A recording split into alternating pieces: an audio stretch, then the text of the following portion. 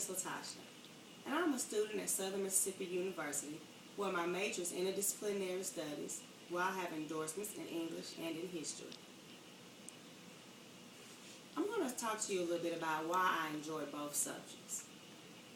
I really enjoy English because it allows me to speak the correct way.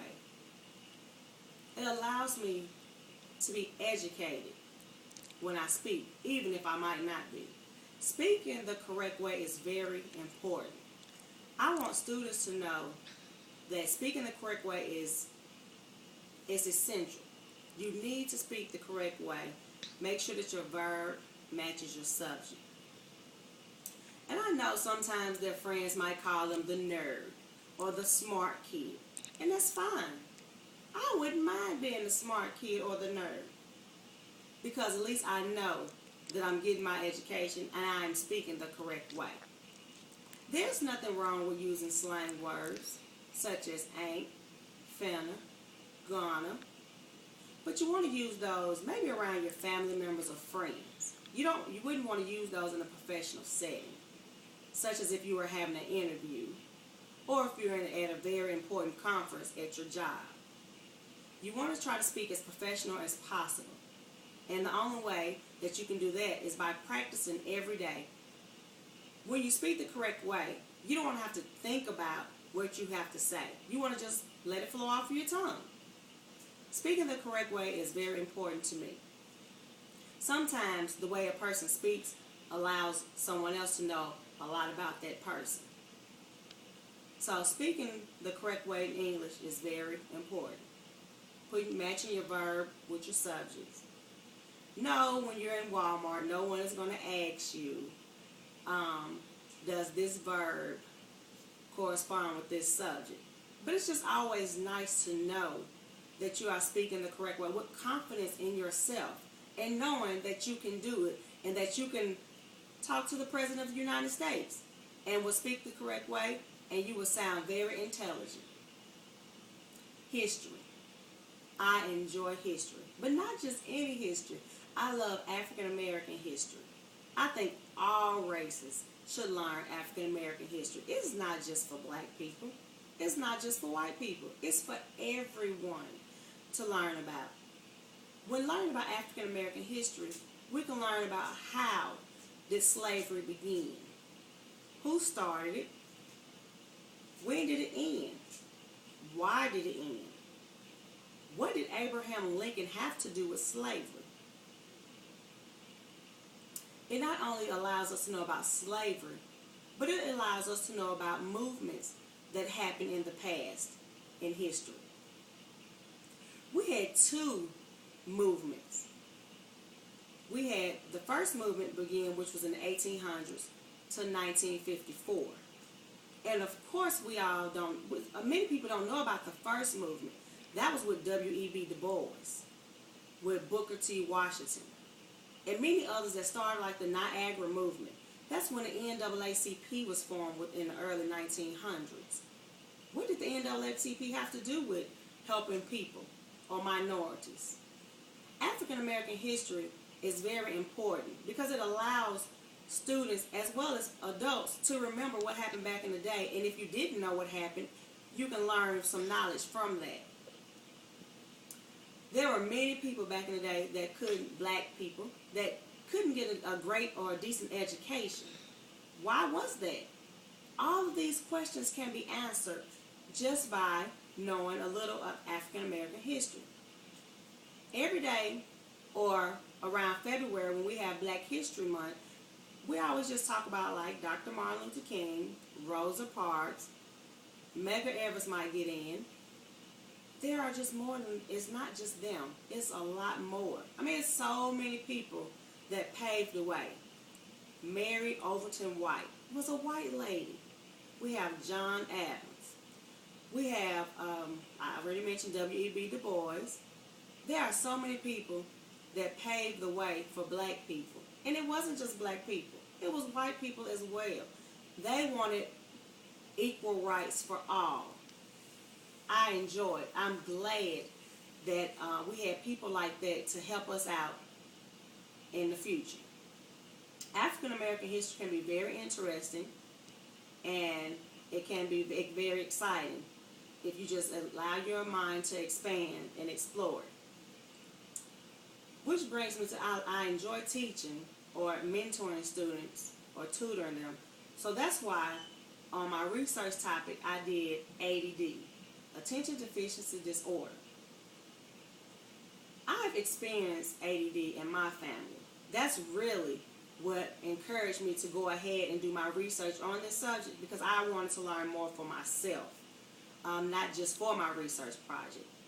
And doing my research on ADD, I learned that it's hereditary. Parents can have ADD and not even know it. Maybe I have ADD and I just don't know it because I didn't get tested for it. And when I say tested, there is not like a blood test that you can take, or maybe even a urine sample. Like, you have to actually go to a psychiatrist or a physician that can actually tell you if you have ADD. There are many signs that shows that someone may have ADD or ADHD. Attention span is one of them. If you have to constantly tell a child or a student to, come on, do your work now, let's stay focused, get back on track, then that might be a problem. Not only that, but if they're in class and they can't stay seated, they're always moving around, they might be hyper ADD, so it might ADHD. It's many ways, but like I said, the teacher cannot diagnose a student, nor can parents. You have to seek professional help in order to know if your child has ADD. Now, if your child does have ADD, then your physician or whomever that you see that's professional will give you some options that you can take. You can change a child's diet that will help them with their brain development. Because when children have ADD, it's like their brain hasn't developed. Say, for instance, if they were 9, their brain hasn't really caught up with them.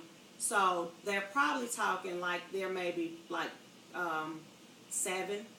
They'll be below just a little bit, not much now, but they'll be below. Like, they would want to hang with children that's younger than them. They'll play with children their age, but they're mainly going to hang with children that's younger than they are, because they feel more on their level.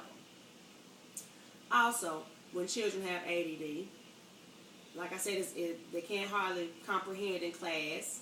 It makes it very challenging for them when the grades start dropping. You will notice a difference within the student.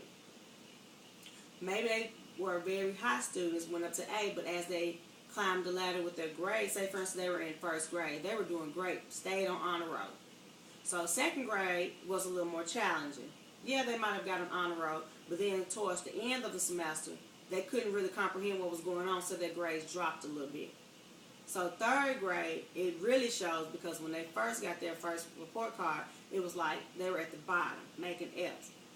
There is room and chance for improvement with children that have ADD. It will take some time. It will take the parents' involvement as well as the teacher's involvement. Both of them have to stay connected. Your physician is very important as well. Your physician will offer you maybe some pills that will help the children, like Focalin or Ritalin. These pills will help the children. They're not going to make them act like zombies, walk around like they just don't know what's going on. And it's not a smart pill. It is not going to, as soon as your child takes it immediately, they start making A's and B's. It is not that, because your child is already smart.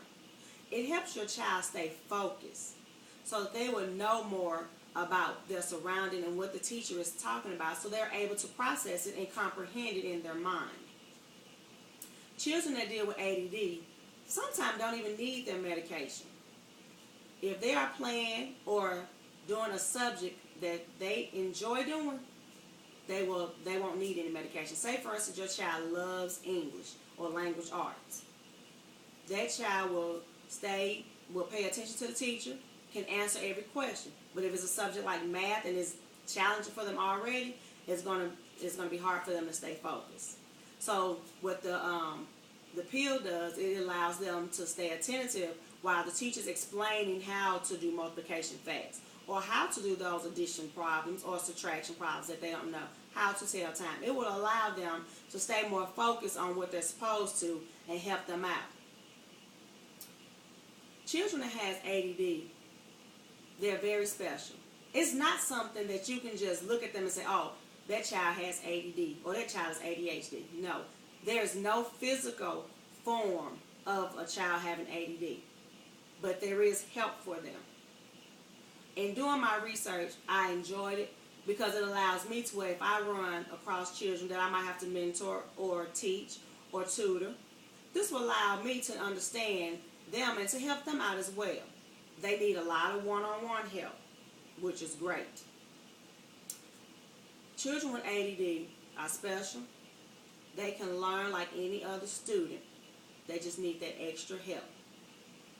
I enjoy doing my research on ADD because it allows me to understand it a lot more, where I'm able to help people that's in my family that has ADD as well. Sometimes parents will be in denial because you don't want to think that your child has a problem. There's nothing wrong if your child has this problem. It's okay. It's just as if someone had diabetes or something. It's okay. My name is Latasha, and I want to thank you for listening to my presentation.